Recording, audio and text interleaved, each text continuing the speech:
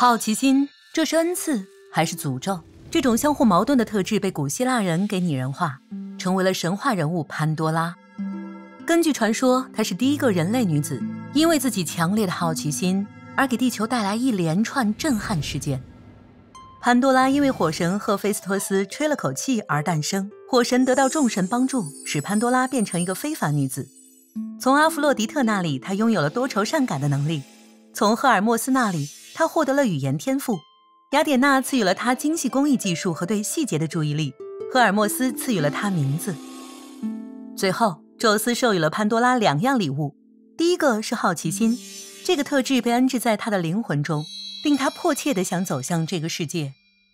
第二个是一个很重的盒子，上面有着极为华丽的装饰，且被螺丝紧紧拧住。但是宙斯对他说，里面的东西是不能给凡人看的，他在任何情况下都不能打开盒子。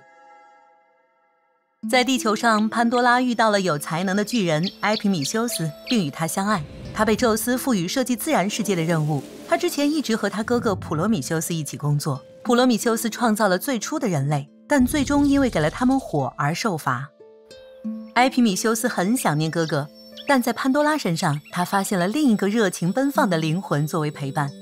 潘多拉对地球生命感到无比兴奋，他很容易分心，很容易失去耐性，他迫切地想了解周围的一切，并且有一大堆问题想问。他会经常想，那个被封住的盒子里有什么？什么东西这么珍贵，永远不能被人类的眼睛看到，又为什么要交给他来保管呢？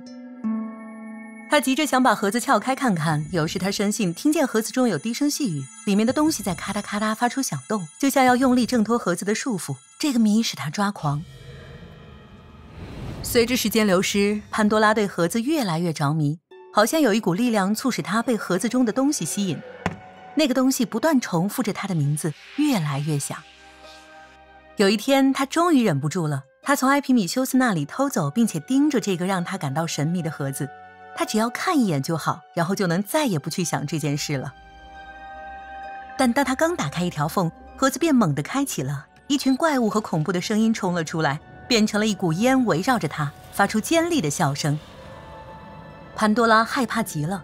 用手在空中不停挥舞，想把他们赶回他们的监狱里，但这些东西蜂拥而出，变成了一团恐怖的云。当他们翻腾着远去时，他有一种不祥的预感。宙斯把这个盒子作为容器，来装所有邪恶力量和他创造的苦难，一旦他们被释放出来，就无法收拾了。当潘多拉哭的时候，他注意到有一个声音在盒子里回响着，那不是恶魔可怕的低语声，却是一束闪烁的光，似乎缓解了他心中的痛苦。当他再次打开盒子往里看去，一束温暖的光飞出并飘向了远方。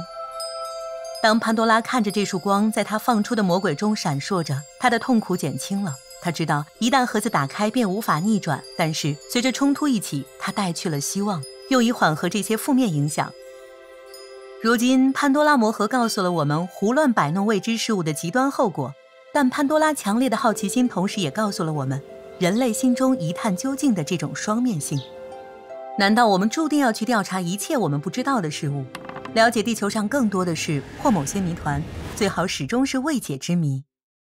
观看这段视频，深入探索另一个经典的神话故事——中国生肖背后的大比拼，或者聆听这个神话故事，前往地下世界看看一对兄弟如何打败死神。